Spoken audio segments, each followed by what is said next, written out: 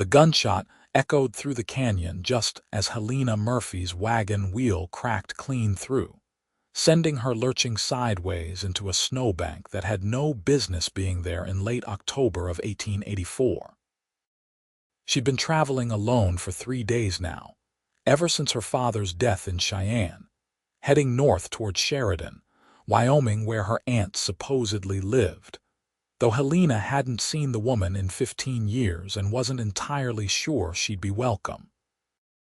The cold had descended on the mountain pass like a living thing, hungry and vicious, and now her hands trembled so badly she could barely grip the reins as her horse whinnied in distress. The second gunshot made her duck instinctively, pressing herself against the tilted wagon bed. Bandits, most likely, or claim jumpers who wouldn't think twice about leaving a woman for dead in the snow. Her fingers fumbled for the small pistol her father had given her, but they were so numb she could barely feel the metal. The cold had been creeping into her bones for hours now, her thin traveling coat no match for the unexpected storm that had blown down from the mountains. She heard hoofbeats approaching fast, and her heart hammered against her ribs. Helena tried to steady her shaking hands enough to aim the pistol, but it was useless. She couldn't even feel her fingertips anymore, and her teeth chattered so hard she bit her tongue. "Easy there," a deep voice called out, and a moment later a tall figure appeared through the swirling snow, leading a sturdy bay horse. "I'm not here to hurt you. Name's Owen Yates. Those shots were aimed at a mountain lion that's been tracking you for the last mile." Helena tried to respond, but her jaw was locked tight with cold. She watched through blurring vision as the man dismounted and approached slowly, his hands visible and empty except for the rifle he carefully set against her broken wagon. He was broad-shouldered and moved with the easy confidence of someone who'd spent his whole life in the saddle, his dark hair visible beneath a worn Stetson dusted with snow. "You're half frozen," Owen said, and there was genuine concern in his voice. He knelt beside her in the snow, and Helena noticed his face was weathered and handsome in a rough-hewn way, probably in his mid-20s, just a few years older than her own 22. "How long have you been out here?" She tried again to speak, managed only a whimper. Her hands were still shaking violently, the pistol dangling uselessly from her white fingers. Owen gently took it from her and tucked it into his belt, then reached for her hands. Even through her confusion and fear, Helena felt the warmth of his touch like a shock. "These are near to frostbite," he said quietly, and then he did something she didn't expect.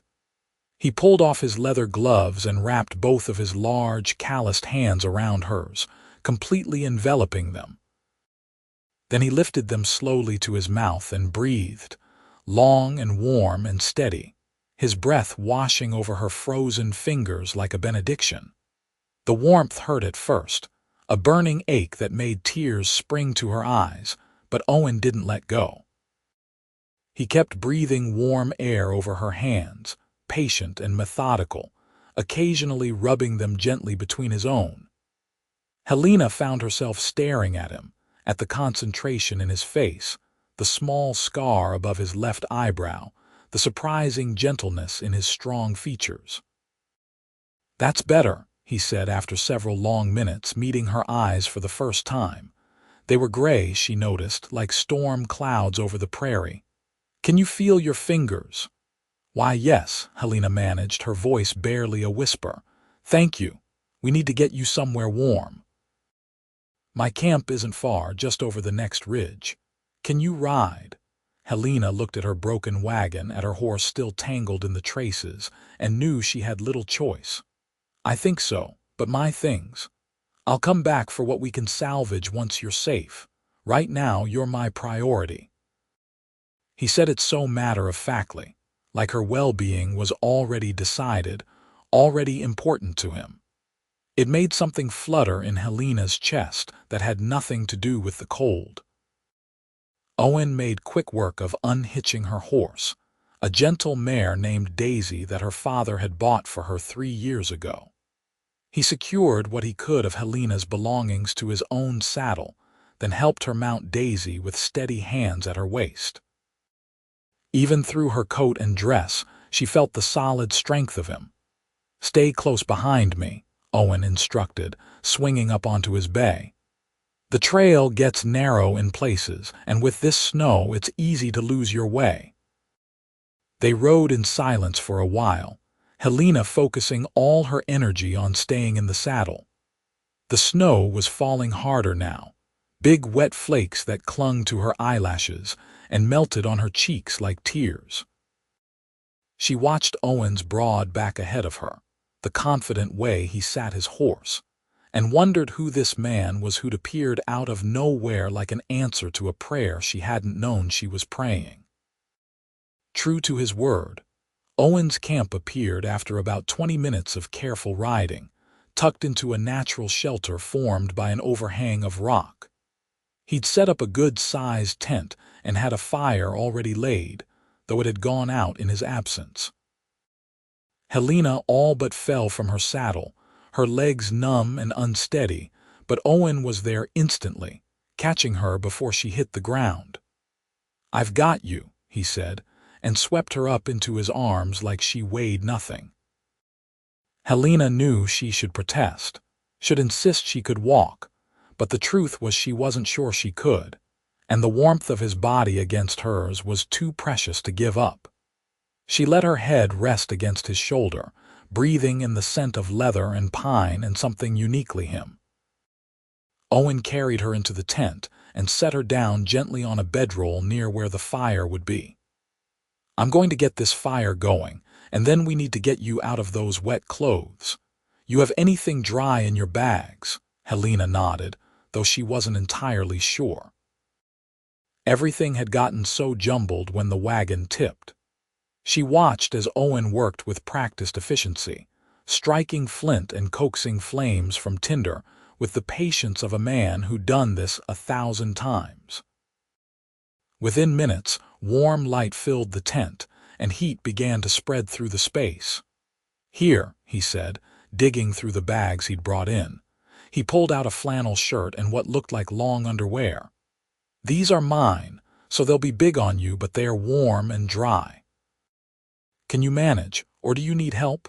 Helena felt her cheeks flush, though whether from the fire or embarrassment she couldn't say.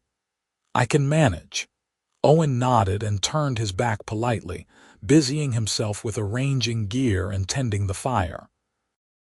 Helena's fingers fumbled with her buttons, still clumsy from the cold, but she managed to peel off her wet dress and undergarments.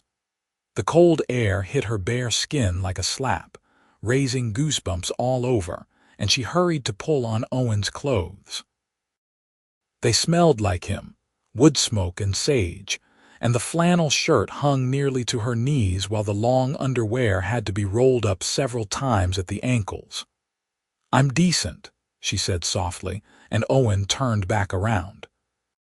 Something flickered in his eyes when he saw her in his clothes, but it was gone before she could identify it. "Better," he said. "Now let's have a look at those hands properly." He settled beside her, close enough that their shoulders almost touched, and took her hands in his again. In the firelight, Helena could see they were red and splotchy, still trembling slightly. Owen examined each finger carefully, pressing gently on the tips and watching her face for signs of pain. "No frostbite," he pronounced finally. "You're lucky." Another hour out there and it would have been a different story. "Lucky you found me," Helena agreed. "What are you doing out here? This isn't exactly well-traveled country." Owen's expression grew shadowed. "Running a few head of cattle to winter pasture." "My ranch is about 10 miles north of here, just outside Sheridan. I usually make this run with my brother, but—" He paused, seemed to struggle with something. "But he died last spring, influenza, so now I do it alone." "I'm sorry," Helena said, and meant it. She knew the hollowness of loss, the way it carved out spaces inside you that nothing seemed to fill. "I lost my father 2 weeks ago. That's why I'm here, heading to Sheridan to find my aunt. I've got nowhere else to go." Owen looked at her then, really looked at her, and Helena felt seen in a way she hadn't in a long time. "What's your name? I realize I never asked." "Helena Murphy. Most people call me Lena." "Helena," he repeated, and she liked the way it sounded in his deep voice, like something precious. "Well, Helena, you're welcome to stay here until the storm passes. Should be a day or two at most. Then I'll take you into Sheridan myself, make sure you find your aunt safely." "You don't have to do that. You've already done so much." "I want to," Owen said simply, and held her gaze until she nodded. They sat together by the fire as night fell fully around them, and Owen heated up beans and salt pork for dinner. It wasn't fancy, but it was warm and filling, and Helena felt strength seeping back into her bones with each bite. They talked quietly, trading pieces of their stories. Owen told her about his ranch, the 200 acres his father had claimed and built up before dying 5 years ago, leaving everything to Owen and his brother Marcus. About how hard it had been to keep going after Marcus died, how some mornings he woke up and forgot for a moment that he was alone. Helena told him about growing up in Cheyenne, about her mother dying when she was 12, and how it had just been her and her father after that. About how he'd worked himself to death in the silver mines, trying to make enough money to give her a better life, and how she'd held his hand at the end and promised to make something of herself, to be brave. "You are brave," Owen said. "Traveling alone through the mountains in October. That takes courage." "Or stupidity," Helena replied with a small smile. "I'm not sure which." "Courage," Owen insisted. "Stupidity wouldn't have made it as far as you did." The storm howled outside the tent, wind rattling the canvas and sending snow whipping past the entrance. But inside, the fire crackled warm and bright, and Helena felt safer than she had in weeks. When her eyes began to droop, Owen spread out a second bedroll on the opposite side of the fire. "You take the warm spot," he said. "I'll be fine over here." "Owen, I can't take your bed." "You can and you will. I'm not arguing about this, Helena." There was a firmness in his voice that brooked no argument, but also a kindness that made her chest tight. She settled into the bedroll, still wearing his oversized clothes, and pulled the blankets up to her chin. Across the fire, Owen stretched out on his own bedroll, tipping his hat over his eyes. "Owen," she said softly into the darkness. "Yeah, thank you for everything, for saving my life." There was a pause, and then his voice came back, rough with something she couldn't name. "You're welcome, Helena. Now get some sleep. Tomorrow's a new day." Helena closed her eyes and listened to the storm outside and the steady sound of Owen's breathing, and for the first time since her father's death, she didn't feel alone. She woke once in the night, confused and disoriented, to find the fire burning low. Before she could move, Owen was there, adding wood and stoking the flames back to life. He glanced over and saw her watching him. "Just keeping things warm," he said quietly. "Go back to sleep." But Helena noticed he was shivering slightly, his breath misting in the cold air. She made a decision then, one that would have scandalized the ladies back in Cheyenne, but felt absolutely right in this moment. "Owen, you're freezing. There's room here. We can share the blankets." "Helena, I don't think anything improper," she interrupted. "I think we're two people trying not to freeze to death in a blizzard, and there's no sense in one of us being cold when we don't have to be. Please." Owen hesitated for a long moment, then nodded slowly. He moved to her bedroll, settling down carefully on the outside edge, maintaining a respectful distance. But Helena could feel the coldness radiating off him, and she turned onto her side, scooting closer. "You saved my life today," she said. "The least I can do is help keep you warm." She felt him relax slightly, felt his arm come around her waist, tentative at first and then more securely. His body was solid and warm against her back, and Helena let herself sink into the feeling of safety of being held. Owen's breath stirred her hair, and she heard him murmur something that might have been her name. They fell asleep like that, tangled together under the blankets with the storm raging outside and the fire casting dancing shadows on the tent walls. Morning came gray and cold, but the snow had stopped. Helena woke to find herself alone in the bedroll, the blanket still holding Owen's warmth. She heard him moving around outside the tent and sat up, running her fingers through her tangled hair. Her clothes from yesterday were hanging near the fire, mostly dry now, and she quickly changed back into them, though she found herself oddly reluctant to give up Owen's shirt. When she emerged from the tent, she found Owen saddling both horses, his breath misting in the frigid air. He looked up and smiled, a genuine smile that transformed his serious face into something almost boyish. "Morning.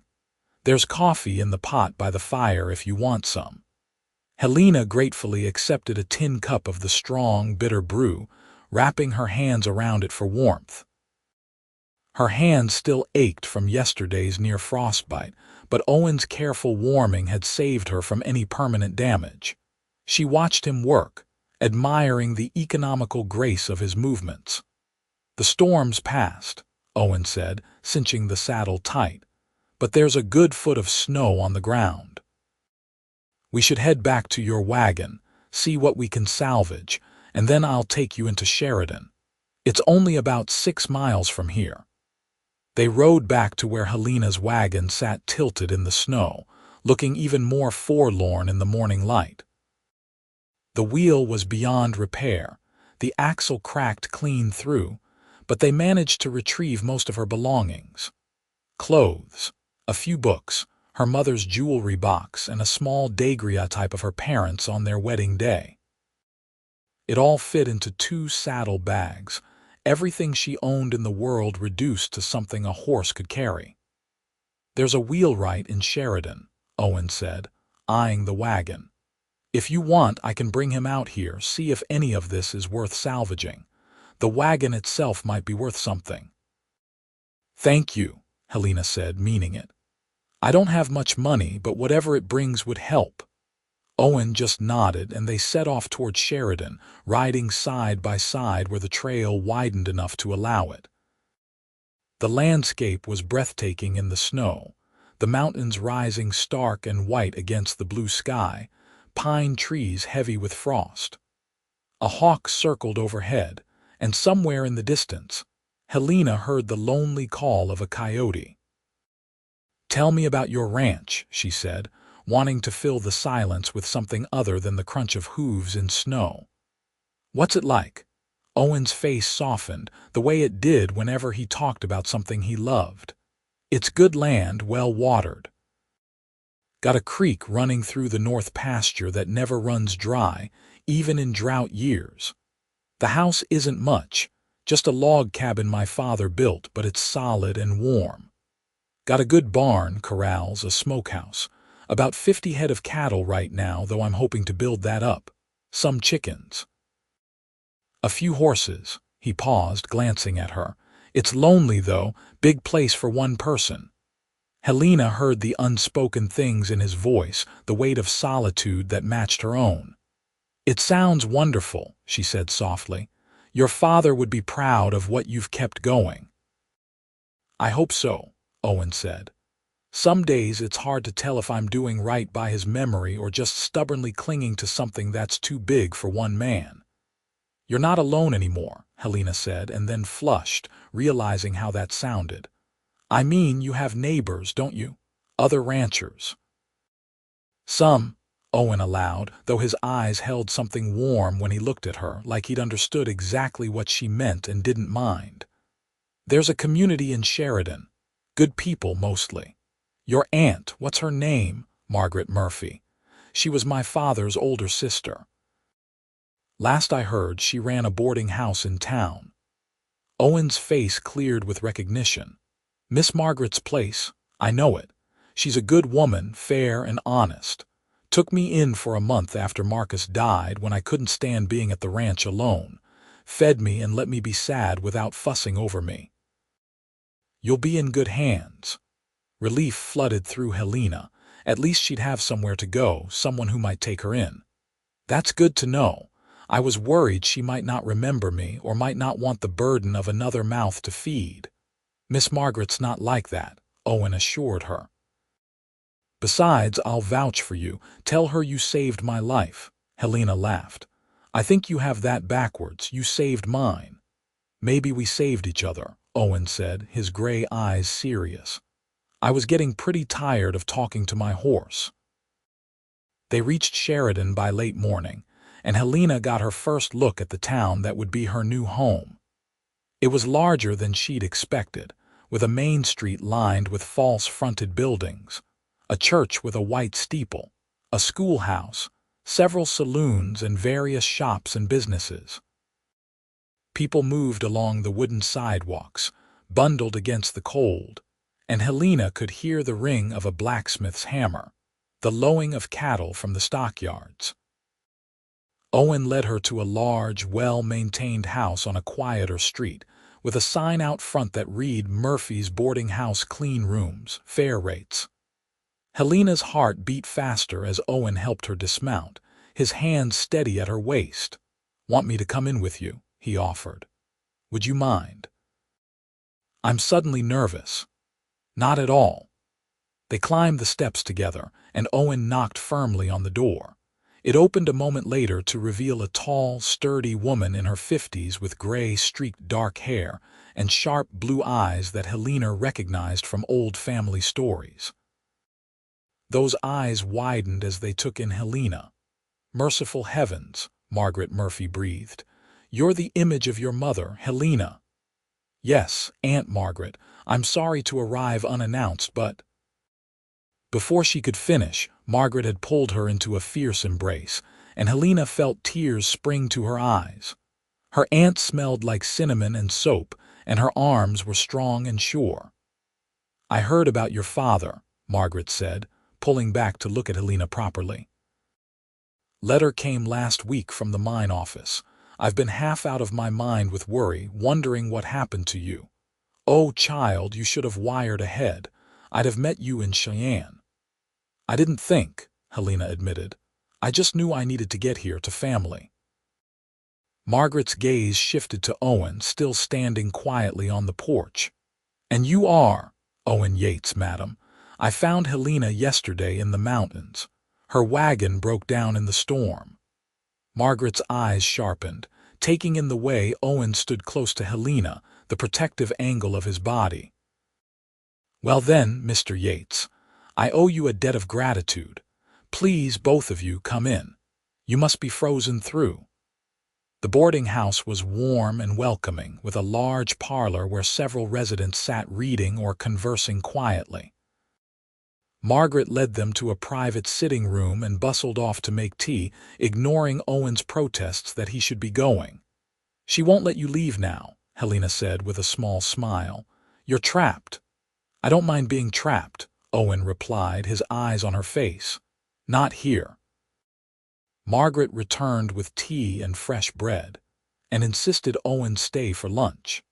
She wanted to hear everything about Helena's journey, clucking her tongue over the wagon accident and the near frostbite, but her eyes kept returning to Owen with a speculative look that made Helena flush.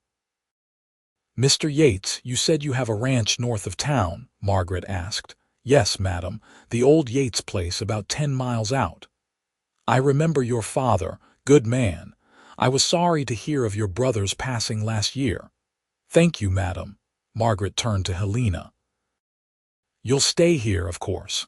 I have a room on the second floor, overlooks the garden. It's yours for as long as you need it, and we'll need to find you some proper work, something to bring in a bit of money. I can sew, Helena offered, and I'm good with numbers. I used to keep my father's accounts. Well then, you can help me with the boarding house books, and I know Mrs. Chen at the general store has been looking for someone to help in the shop. Between that and helping me here, you should do just fine. It was all happening so fast, this sudden reshaping of her life. Helena felt dizzy with it, but also grateful. She had a home, family, the promise of work. But when she looked at Owen, she felt something else, something like panic at the thought of him leaving. "I should get back to the ranch," Owen said, as if reading her thoughts. "Got animals to feed, chores to do." He stood, and Helena stood too, following him to the door. "Thank you," she said again, wishing she had better words, "for everything." "It was my pleasure, Helena." He hesitated, his hat in his hands. "I'll be coming into town this Saturday for supplies. Maybe I could stop by, see how you're settling in." "I'd like that," Helena said, her heart lifting. "I'd like that very much." Owen smiled, that transformative smile that made her breath catch, and then he was gone, swinging up onto his horse and riding off down the street. Helena stood on the porch watching until he disappeared around a corner, and only then realized her aunt was standing behind her. "That's a good man," Margaret said quietly. "Lonely but good. He'd be lucky to have someone like you." "Aunt Margaret, I've only known him a day." "Sometimes a day is all it takes," Margaret replied. "I knew I loved your uncle within an hour of meeting him. Married him 3 weeks later, and we had 40 good years together before he passed. When you know, you know." Helena wanted to protest, to say it was too fast, too unlikely, but she thought of Owen's hands wrapped around hers, his breath warming her frozen fingers, the way she'd felt safe for the first time in weeks when he held her. Maybe her aunt was right. Maybe sometimes you just knew. The week passed in a blur of activity. Helena threw herself into learning the routines of the boarding house, helping Margaret with cooking and cleaning and managing the books.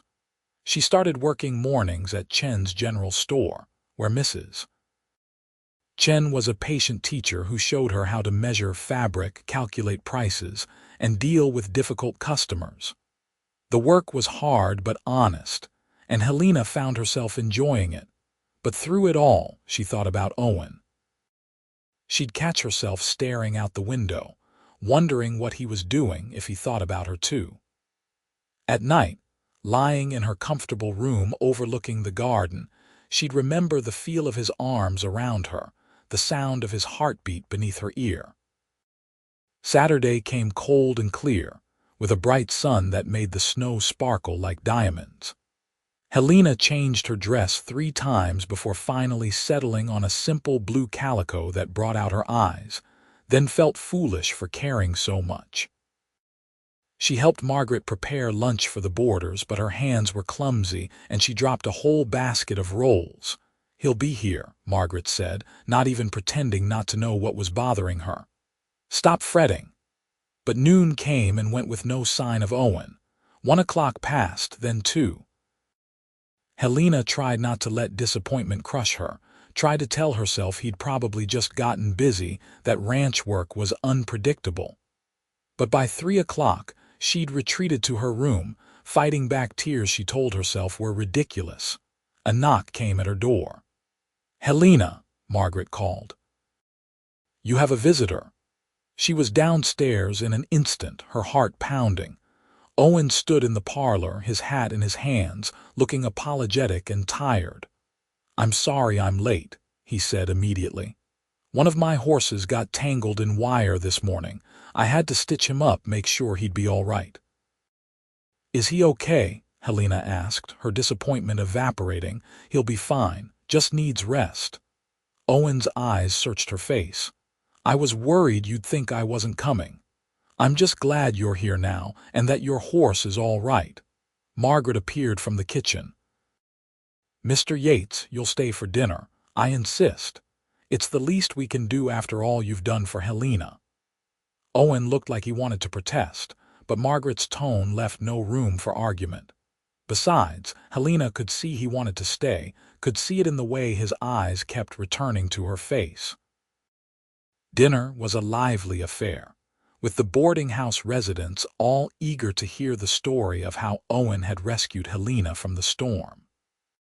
He told it modestly, downplaying his own role, but Helena filled in the parts he left out, about how he'd warmed her hands with his breath, how he'd given up his warm bedroll for her. After dinner, Margaret shooed them into the parlor. "Go on, have a nice visit. Helena's been moping around here all week like a sad puppy." "Aunt Margaret," Helena protested, but Owen was grinning. They sat together on the settee by the window, close enough that Helena could feel the warmth of him. Outside, the sun was setting, painting the snow gold and pink. "I have something for you," Owen said, pulling a small package from his coat pocket. "I went back to your wagon like I said I would. The wheelwright says it's beyond repair, but I found this in the debris." Helena unwrapped the brown paper to find a small leather-bound book, water-stained but intact. She gasped. "My mother's journal. I thought this was lost. Owen, thank you." "I know what it's like to lose things that connect you to people you've loved," Owen said quietly. "I'm glad I could save this for you." Helena opened the journal carefully, seeing her mother's familiar handwriting, and tears blurred her vision. Without thinking, she leaned into Owen, and his arm came around her shoulders, solid and comforting. "I miss them," she whispered. "Both of them." "Is that feeling ever going to go away?" "No," Owen said honestly. "But it gets easier to carry. You learn to hold the sadness alongside the good memories, and eventually the good memories get stronger." They sat like that for a long time, watching the sunset fade to twilight. Other boarders came and went from the parlor, but no one disturbed them. Finally, Owen stirred. "I should go. It's a long ride back in the dark." "Will you come again?" Helena asked, trying to keep the pleading out of her voice. "Every Saturday," Owen promised, "if you want me to." "I want you to." He stood, and Helena walked him to the door. On the porch, Owen turned to her, his face serious in the lamplight. "Helena, I know this is fast. I know we barely know each other, but I can't stop thinking about you. This week, doing my regular work, I kept wishing you were there to share it with. I'd see something, a hawk catching a rabbit or the way the frost looked on the creek, and I'd want to turn and tell you about it." Helena's heart was pounding so hard she was sure he could hear it. "I've been thinking about you too, constantly. Is that crazy? If it is, we're both crazy." Owen reached out, cupping her cheek with his hand, his thumb stroking her skin gently. "I'd like to court you properly if you're willing. I know I'm just a rancher and I don't have much to offer besides hard work and lonely land, but—" "Yes," Helena interrupted. "Yes, I'm willing. And you have more to offer than you think." Owen Yates. His smile was like sunrise, bright and full of promise. "Then I'll see you next Saturday. And maybe you could write to me during the week. I'd like that, getting letters from you." "I'd like that too." Owen mounted his horse reluctantly, and Helena stood on the porch waving until he disappeared into the darkness. When she went back inside, Margaret was waiting with a knowing smile. "Told you," was all she said. The weeks that followed fell into a sweet pattern. Owen came every Saturday without fail, and they'd spend the afternoon together, walking around town or sitting in Margaret's parlor, talking about everything and nothing. He told her about his dreams for the ranch, about wanting to build something lasting and good. She told him about her childhood, about her dreams of having a real home again, a place where she belonged. Letters flew back and forth between them during the week. Owen's handwriting was careful and precise, his words thoughtful and increasingly affectionate.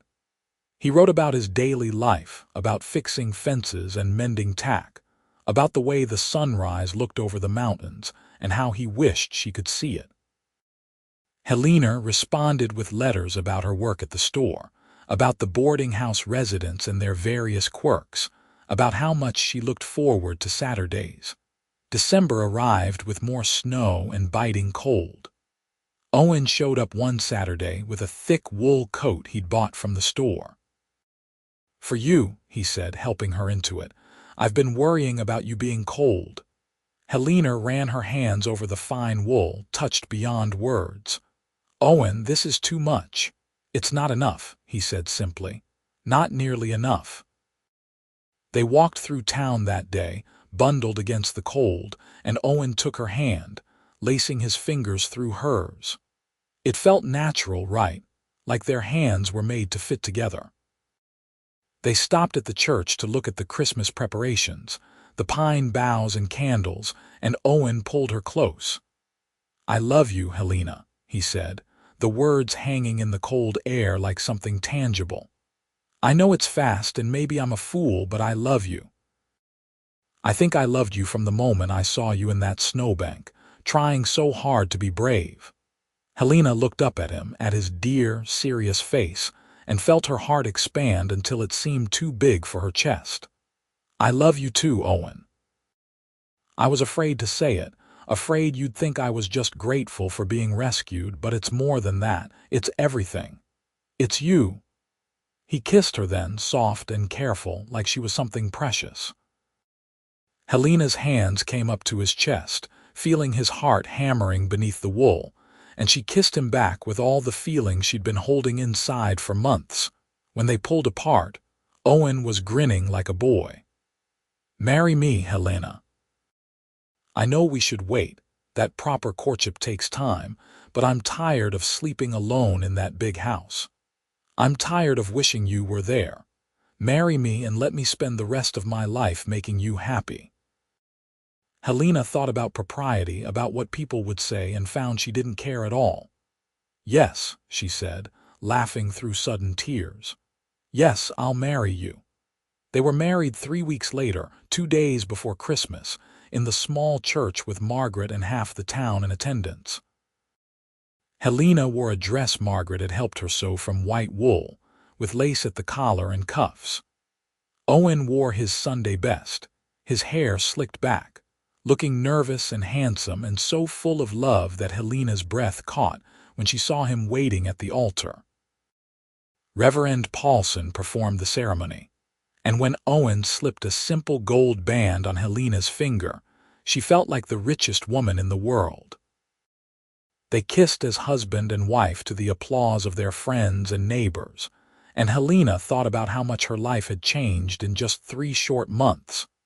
The reception was held at Margaret's boarding house, with food and music and dancing. Owen waltzed Helena around the parlor, holding her close, and whispered in her ear, "Ready to go home, Mrs. Yates?" "So ready," Helena whispered back. They rode out to the ranch that evening, Helena sitting in front of Owen on his horse, wrapped in her new coat and his arms. The moon was full and bright, turning the snow-covered landscape into something magical. When they crested the final ridge and the ranch came into view below, Helena felt tears prick her eyes. It was beautiful. The cabin glowed with lamplight, smoke rising from the chimney. The barn and outbuildings were solid and well-maintained, the fences straight and strong. Owen had clearly worked hard to make everything perfect for her arrival. "Welcome home," Owen said as he helped her down. He carried her over the threshold, as tradition demanded, and Helena got her first look at what would be her home. The cabin was one large room with a sleeping loft above, simply furnished but clean and comfortable. Owen had made up the bed with fresh linens, and there were wildflowers in a jar on the table, though where he'd found them in December she had no idea. "It's not fancy," Owen said, sounding nervous, "but it's warm and solid, and I'll spend the rest of my life making it better for you." "It's perfect," Helena said, and meant it. This was what she'd been searching for without knowing it, this feeling of home, of belonging. Not a place so much as a person, this man who'd warmed her frozen hands and stolen her heart. Their wedding night was sweet and tender, full of whispered words and gentle touches. Owen made love to her like she was something infinitely precious, and Helena gave herself to him completely, holding nothing back. Afterward they lay tangled together in the big bed, and Helena traced the scar above Owen's eyebrow. "How'd you get this?" she asked, thrown from a horse when I was 12. Hit a rock. My mother nearly died of fright and Marcus teased me about it for years." Owen's voice grew soft. "I wish he could have met you. He'd have loved you." "Tell me about him," Helena said, and Owen did, sharing stories late into the night about the brother he'd loved and lost. Helena listened and held him, and when his voice grew thick with emotion, she kissed him and let him know without words that it was all right to still grieve, that she understood. The winter passed in a blur of hard work and happiness. Helena learned the rhythms of ranch life, rising before dawn to feed chickens and collect eggs, helping Owen mend tack and repair fences. It was harder work than she'd ever done, but there was a satisfaction in it, in seeing tangible results of her labor. Owen taught her to ride properly, and they'd take long rides across the ranch, checking on cattle and fences. He showed her every corner of their land, pointing out the creek that never ran dry, the meadow where wildflowers bloomed in summer, the grove of aspens where deer came to drink. In the evenings, they'd sit by the fire, Owen reading aloud from books while Helena sewed or knitted. Sometimes they'd talk for hours about everything and nothing. Sometimes they'd just be quiet together, comfortable in the silence. They went to church every Sunday, and afterward would have dinner with Margaret. The older woman doted on them both, clearly thrilled to see Helena so happy. She'd pull Helena aside and ask pointed questions about whether there was any news yet, until Helena blushed and promised to tell her the moment there was anything to tell. That moment came in early March, when Helena woke feeling queasy and realized her monthly courses were late. Owen was thrilled and terrified in equal measure, hovering over her constantly, until she laughingly told him to stop acting like she was made of glass. "I'm having a baby, not dying," she said, but she loved his protectiveness, the way his hand would drift to her still flat stomach when he thought she wasn't looking. Their son was born in October, exactly 1 year after Owen had found Helena in the snow. It was a hard labor, but Owen held her hand through all of it, refusing to leave despite the midwife's suggestions. When the baby finally came, red-faced and squalling, Owen looked at Helena with tears streaming down his face. "He's perfect," Owen whispered. "You're perfect. Thank you." They named him Marcus, after Owen's brother, and he had his father's gray eyes and his mother's dark hair.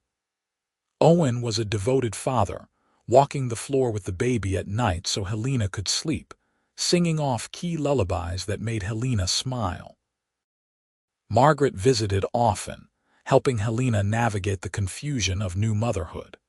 She'd hold little Marcus and tell stories about when Helena's father was a baby, and Helena would feel the threads of past and present weaving together, creating something new and strong. The years rolled on, full and good. When Marcus was 2, Helena gave birth to a daughter they named Sarah, and then 3 years later, twin boys they called James and Thomas. The cabin grew crowded, and Owen spent 2 years building a proper house, bigger and finer, with separate bedrooms and a real parlor. The ranch prospered under their joint care. Owen had a gift for ranching, for knowing when to buy and when to sell, and Helena managed their money carefully, putting aside savings for lean years and their children's futures. They hired help during busy seasons, and the Yates Ranch became known as a good place to work, where hands were treated fairly and fed well. Helena's relationship with Margaret grew deeper over the years. The older woman was grandmother to her children in all but blood, and when she grew ill the winter that Sarah turned 5, Helena brought her to live at the ranch. They nursed her through her final months, and she died peacefully in her sleep, surrounded by family. "She was happy," Owen said at the funeral, his arm around Helena. "She told me so just last week. Said she'd worried about you being alone after your father died, but now she could rest easy knowing you had a home and family. Helena cried against his shoulder, grieving the aunt who'd become a mother to her, but grateful too for the years they'd had. That night, she and Owen sat up late talking about mortality and legacy, about what they'd leave behind when their time came. Love, Helena said. That's what we'll leave. These children, this ranch, this community we're part of, all the little kindnesses and connections we've made, that's what lasts. Owen pulled her close. Then we're already rich beyond measure. More years passed, and Helena watched their children grow. Marcus became a serious boy who loved books and learning, eventually leaving the ranch to study law in Chicago. Sarah was wild and free, a skilled rider who could outwork most of the ranch hands. The twins were inseparable, two halves of a whole, and showed every sign of taking over the ranch when Owen was ready to step back. There were hard times, too. Droughts that killed cattle and tested their resolve. A fire that destroyed the barn, though they all escaped safely. The year that influenza swept through Sheridan, and Helena nursed half the town while living in terror that her own family would fall ill. But they weathered each storm together, Owen and Helena, their partnership growing stronger with each challenge. On their 20th anniversary, Owen took Helena back to the spot where he'd first found her, where her wagon had broken down in the snow. It was summer now, and the place was lush with wildflowers and green grass, barely recognizable. "I think about this day sometimes," Owen said, his arm around her waist. "How close I came to never meeting you, if I'd ridden a different trail, if I'd left an hour earlier or later, if that mountain lion hadn't been tracking you. Our whole life together hangs on so many small chances." "But it happened," Helena said. "All those chances aligned and you found me. You warmed my frozen hands and saved my life, and I fell in love with you." "I fell in love with you too," Owen said. "Every day since, I've fallen a little more in love with you. When you laugh at my terrible jokes, when you work beside me in the fields, when you hold our children, when you're sick or tired or angry or joyful, all of it, all of you." Helena turned in his arms, looking up at the man who'd been her partner for 20 years. His hair was graying now, and he had lines around his eyes from squinting into the sun, but he was still the same man who'd breathed warmth into her frozen hands, who'd offered her not just rescue but a future. "I love you, Owen Yates," she said. "I will love you until my last breath, and if there's anything beyond that, I'll love you there too." He kissed her then, sweet and long, and around them the wildflowers swayed in the breeze and birds sang, and the world was full of life and promise. They walked back to the ranch hand in hand, just as the sun was setting. The new house stood solid and welcoming, smoke rising from the chimney. Sarah waved from the porch, and they could hear the twins arguing good-naturedly in the barn. This was their life, built from a chance meeting in a snowstorm and nurtured through years of love and hard work. As they climbed the porch steps, Owen stopped and pulled Helena close one more time. "Thank you," he said softly. "For what?" "For that day in the snow. For saying yes when I asked you to marry me, for every day since. For being my partner, my love, my home." Helena smiled, her eyes bright with tears. "Thank you for finding me, for warming my hands when they shook from cold, for teaching me that home isn't a place, it's a person. It's you." They went inside together, into the warmth and light, into the life they'd built together. Behind them, the Wyoming sky turned purple and gold, stars beginning to appear one by one like promises being kept. The years continued their steady march, bringing both joy and sorrow, triumph and hardship. Marcus graduated from law school and returned to Wyoming, setting up a practice in Sheridan. He married a school teacher named Caroline, and they gave Helena and Owen their first grandchild, a bright-eyed girl named Margaret, after Helena's aunt. Sarah surprised everyone by falling in love with a veterinarian who moved to Sheridan from Denver. Dr. Robert Chen was the nephew of the woman who'd given Helena her first job, and the wedding was a joyous occasion that brought the whole community together. They settled on a small ranch adjacent to the Yates property, and Sarah could often be seen riding between the two properties, still as wild and free as she'd been as a child. The twins, James and Thomas, took over the day-to-day running of the ranch as Owen and Helena grew older.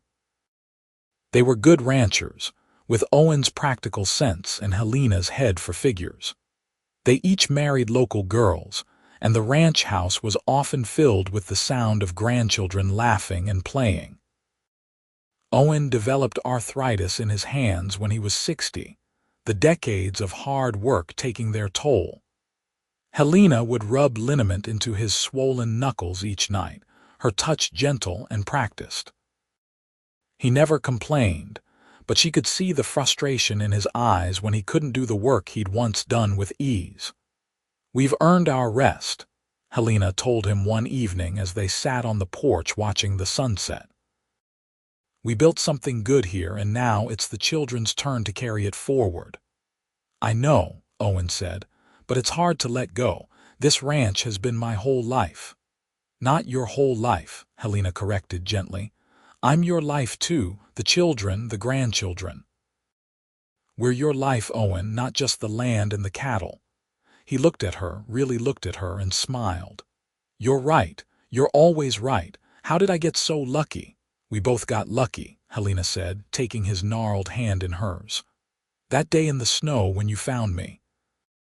That was the luckiest day of both our lives." They grew old together, watching their children's children grow up, seeing the ranch continue to prosper. Helena's hair turned white, and she moved a little more slowly each year, but her mind stayed sharp and her humor intact.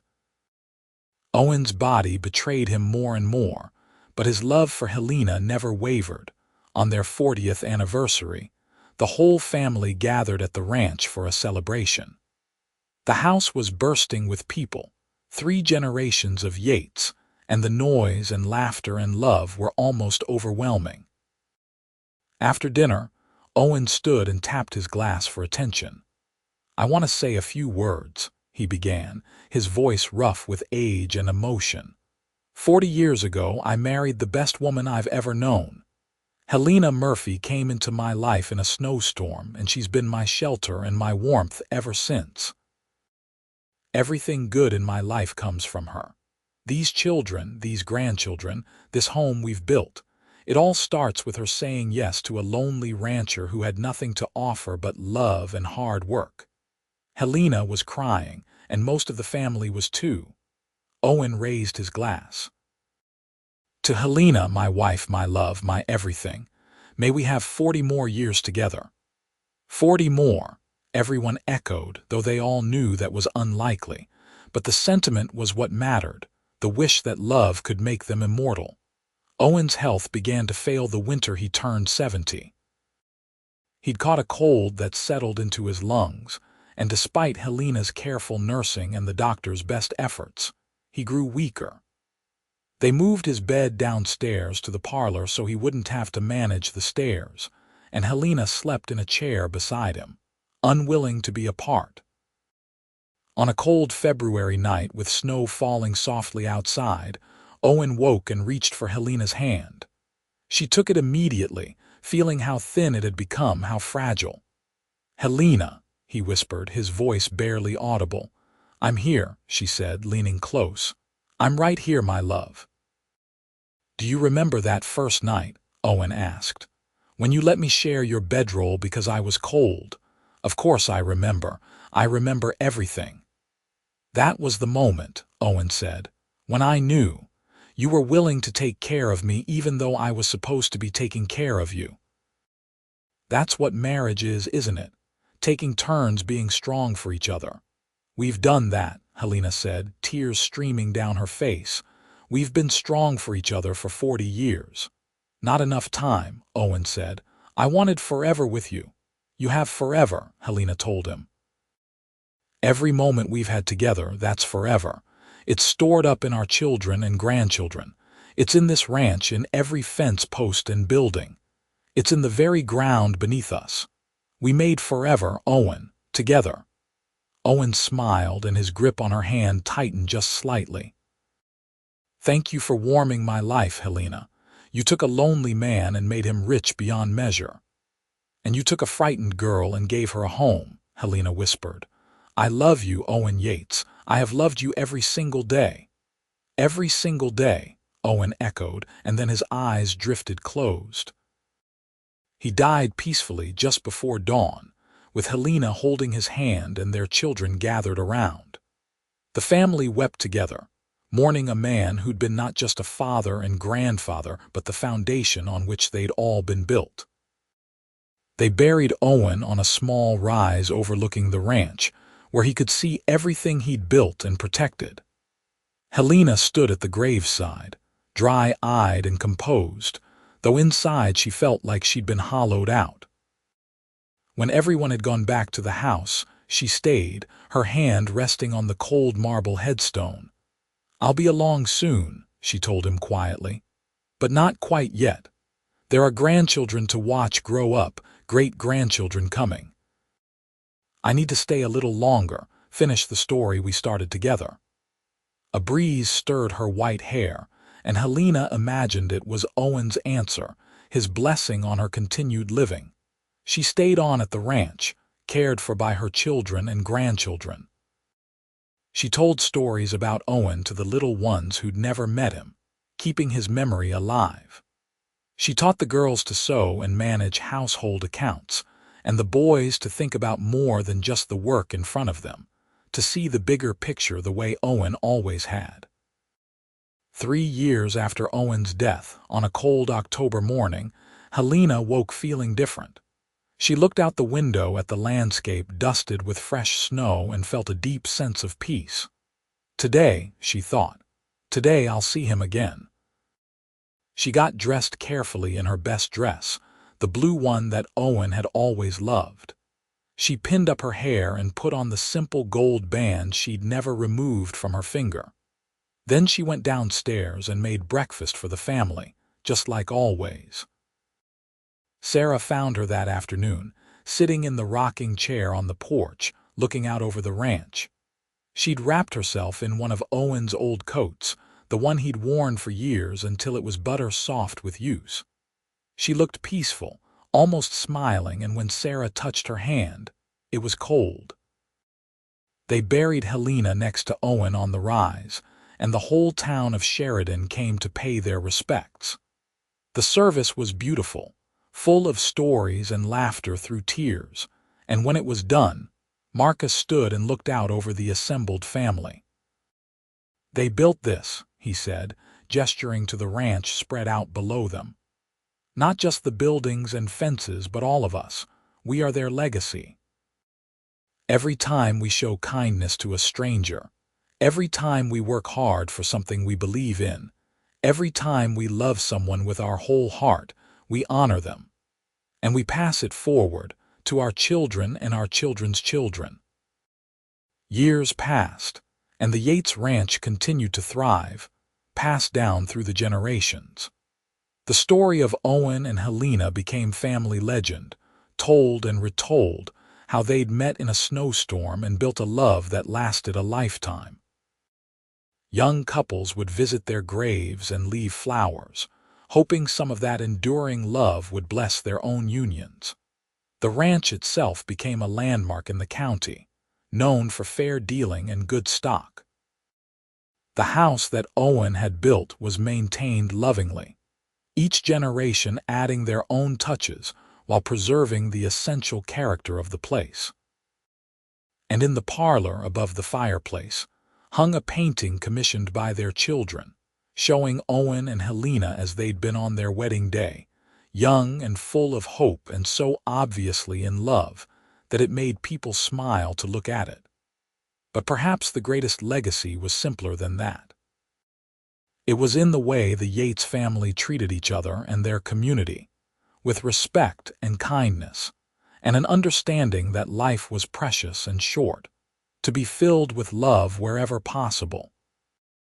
It was in the value they placed on partnership and mutual support, on being willing to take care of each other through hard times and good.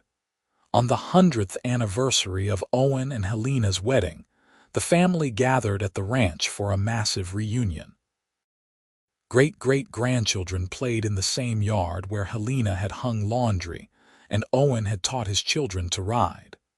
Someone had found Owen's old letters to Helena, carefully preserved, and they were read aloud to tears and laughter. That evening, as the sun set over the Wyoming mountains in a blaze of gold and purple, the current generation of Yates gathered on the rise where Owen and Helena were buried. They held hands in a circle around the graves, and someone began to sing an old hymn that Helena had loved. Voices joined together, young and old, creating something beautiful in the gathering darkness. And if you'd been standing there, you might have felt it too, the presence of something larger than any individual life. Love, enduring and strong, built by two people who'd met by chance and chosen each other every day after.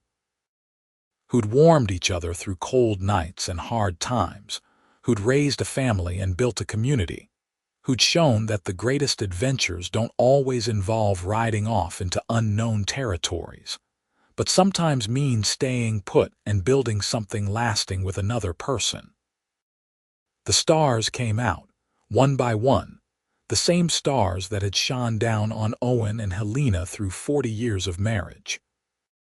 And on the breeze that stirred the grass on their graves, you could almost hear it, the echo of a promise made and kept, a love that transcended death and time, a warmth that would never fade.